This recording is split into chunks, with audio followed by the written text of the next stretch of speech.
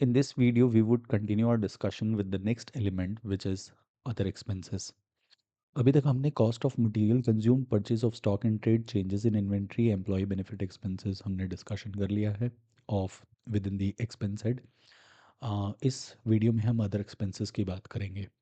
Other expenses के जो element है, अगर हम अमाउंट देखें विच इज़ 3446.88, ये अच्छा खासा एक इम्पॉर्टेंट कंपोनेंट है ऑफ टोटल एक्सपेंसेस।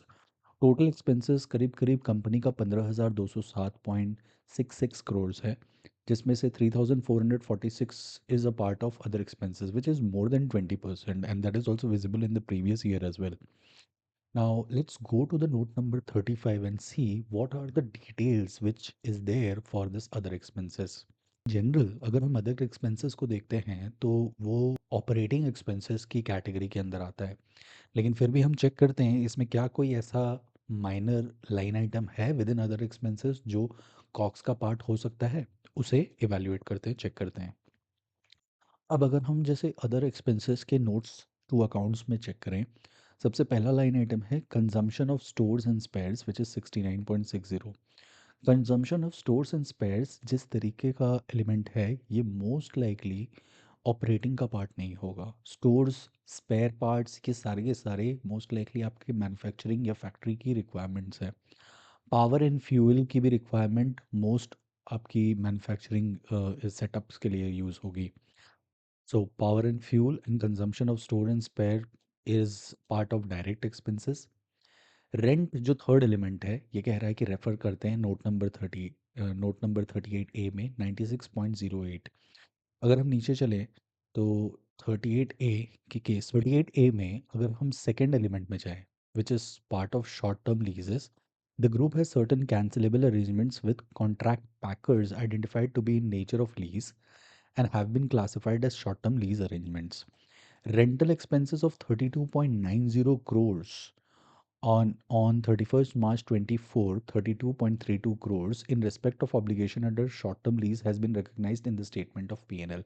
ये बस बता रहा है कि जो आपके रेंटल एक्सपेंसेस जो हमारे 96 करोड़ का मेंशन्ड है अदर एक्सपेंसेस के अंदर, उसमें कुछ अमाउंट है which is 32.90 is a part of like short term लीजेस itself, which is in respect of obligation under short term leases, and it has been recognized where in the our other expenses category.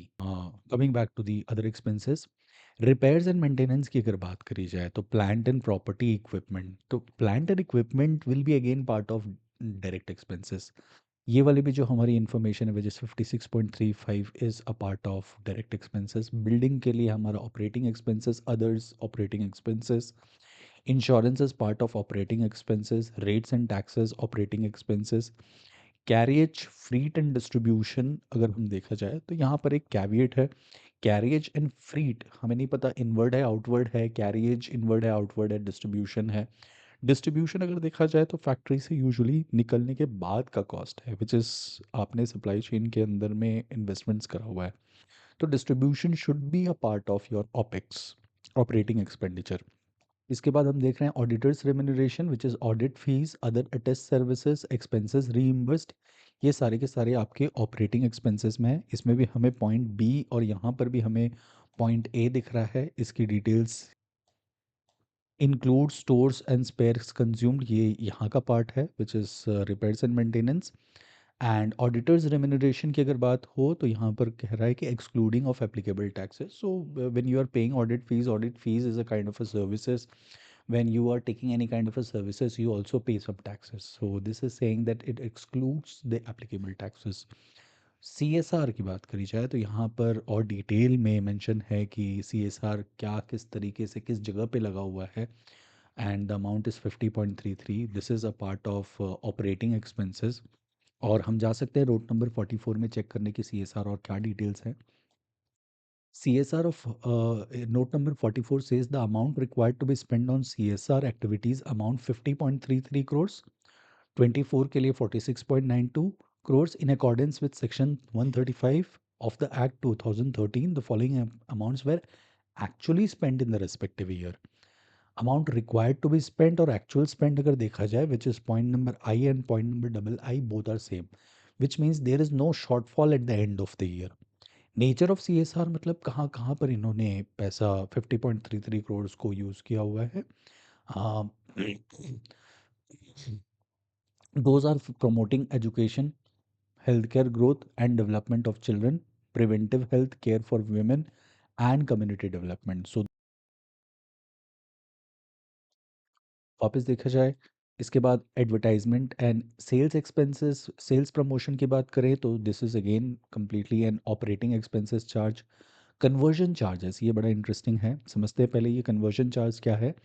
Conversion charges is basically something which you are paying most likely to a third party contract manufacturing activity. So let us say Britannia wants to manufacture 1 lakh packets of a biscuits, and for that they are purchasing all the raw materials, right, raw materials, giving to some small manufacturing who are going to bake biscuits for them, and those biscuits are being manufactured or let us say baked by them, and that has been labeled under the brand name of Britannia itself. And Britannia takes it and distribute it through its distribution network, and sales are being made. उस process के अंदर में जब आपने अपनी third party या contract manufacturer को कुछ एक पर्टिकुलर अमाउंट पे किया for the services which they have done, उसे हम कहते हैं कन्वर्जन चार्जेस। तो वो conversion charges is 786.44। Now why company would be interested to pay a conversion charge? It is going to reduce the capital expenditure, मतलब आपको एक बड़ा लेवल पे या फिर रिक्वायर्ड फैक्ट्री सेटअप या प्लांट इक्विपमेंट सेटअप करने की ज़रूरत नहीं पड़ेगी। Obviously, this conversion charges will be a part of direct expenses. Loss allowances under expected credit loss model. This is a part of operating expenses. Miscellaneous is also part of operating expenses. So we can see within the other expenses, there are few line items which are not part of operating expenses, and there are some which are part of COGS, which is cost of goods sold, cost of sales, or even we can say direct expenses. I hope we are clear with the other expenses section. Thank you for watching the video. If you have any questions, make sure to drop that in the comment box.